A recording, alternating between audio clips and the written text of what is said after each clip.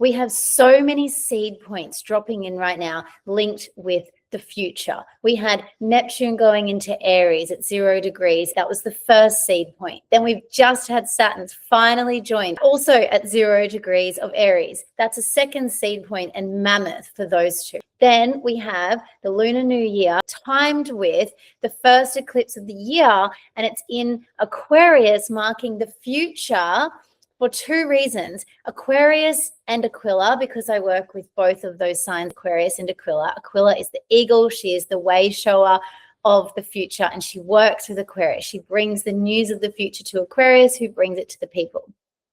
So Aquarius and Aquila are very big way showers of the future, right? So we're shifting out of the Pisces North Node, Virgo South, come August, but this eclipse on the 17th of Feb is going to be in Aquarius and Aquila, marking another seed point for the future. Not only is Aquarius and Aquila the future, but the North Node, which is our collective future, will be in Aquarius and Aquila. So this is a big marking point to pay attention to, which I'm going to get to in a second. But the other thing I wanted to say is the ruler of Aquarius is Uranus, very much the planet of the future, who is changing signs in April, right? Not only is this a massive year, every single planet on the zodiac, apart from Pluto, whether you want to call it a dwarf planet or an asteroid, but every other planet, Mercury, Venus, Mars, Jupiter, Saturn, Uranus, and Neptune,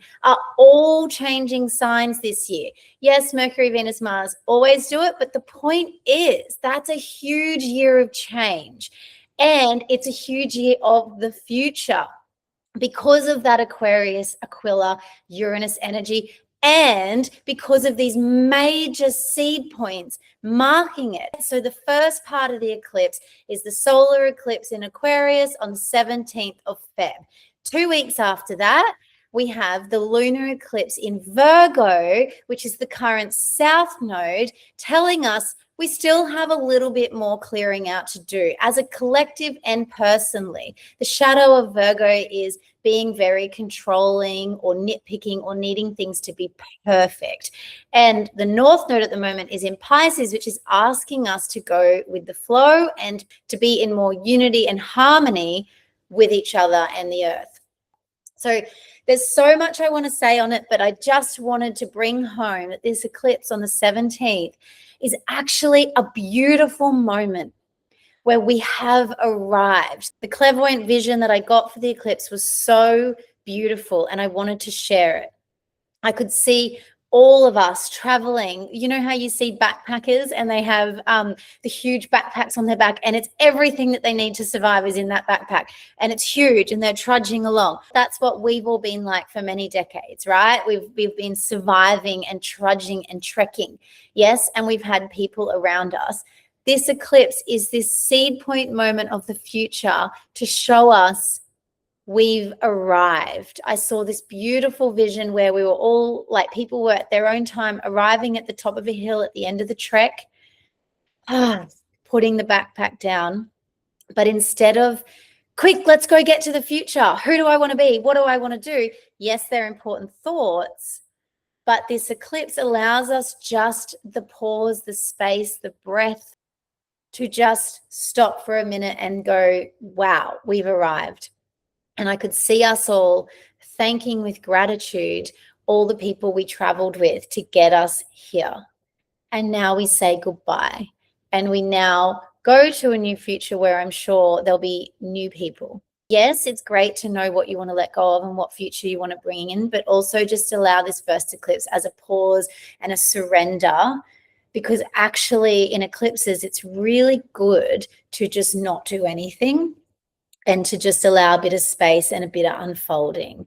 And in that space, you'll either see your own shit come up that you didn't realize you had to deal with, or you'll see other people and things you needed to see. But I think with this Aquarius eclipse, we're going to have beautiful revelations in a deep way about our own selves in the future, if we just allow the space to sit and enjoy that moment of peace and quiet.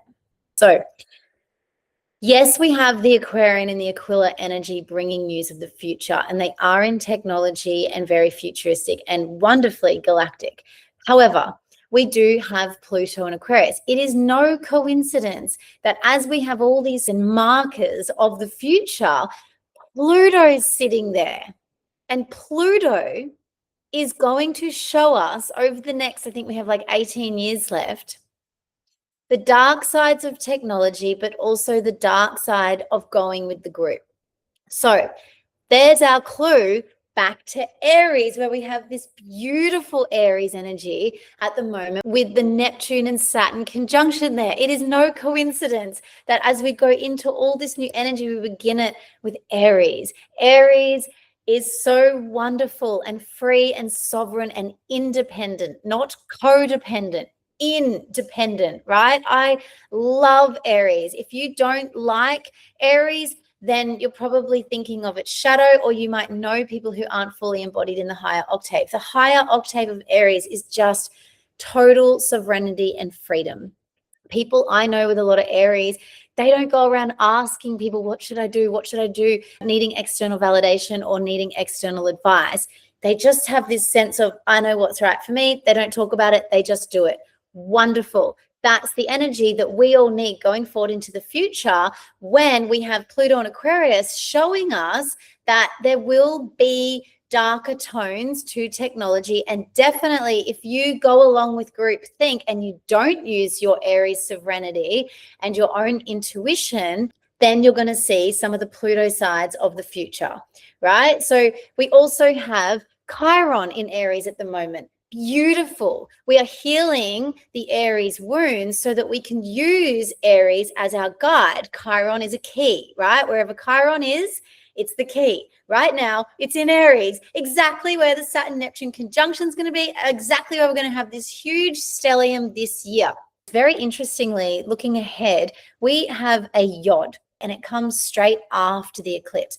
A Yod is a very uncomfortable aspect. I have one in my chart and I've had 2 Yod activations and they're very uncomfortable. We have one as a collective for 1 month from the 21st of March to the 26th of April. Now, the Yod is between Pluto and Aquarius. There's Pluto and Aquarius, the bringer of the future, where we have all this karmic stuff going on.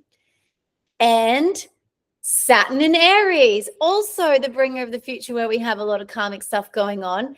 And the Virgo South Node. The nodes are the future and the past. Virgo is controlling energies and needing things to be perfect. We have a very uncomfortable collective aspect, the Yod, happening for 1 month from the 21st of March, what did I say, to around the 26th of April. That's the day Uranus changes signs. So the way I see that is Pluto in Aquarius is showing us the dark side of technology, right? And an aligned higher octave Aquarian and Aquila is to stay outside the group, to not just go along with what everyone wants to do, right? And Pluto can be power.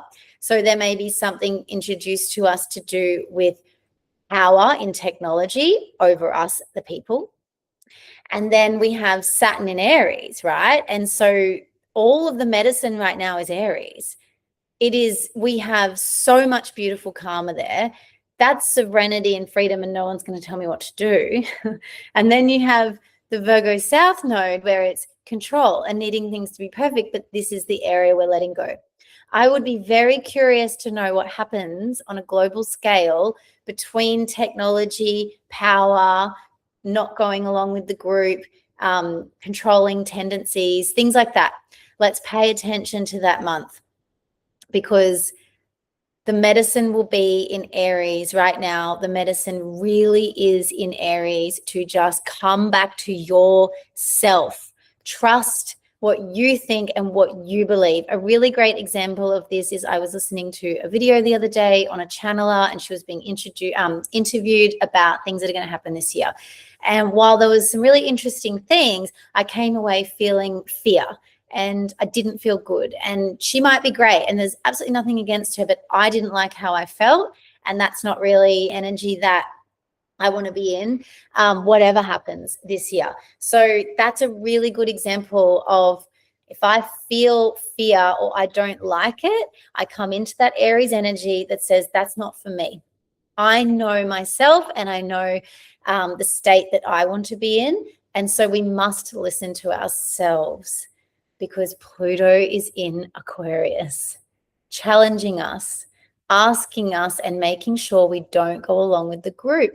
Go along with the group if it feels good. But if you're mindlessly going along with the group, especially in means of technology, it's not going to end well. So that's my wrap. I know there's a lot in that. We've got the eclipse on the 17th. Saturn's finally changed signs. Hurrah. We have so much wonderful Aries energy.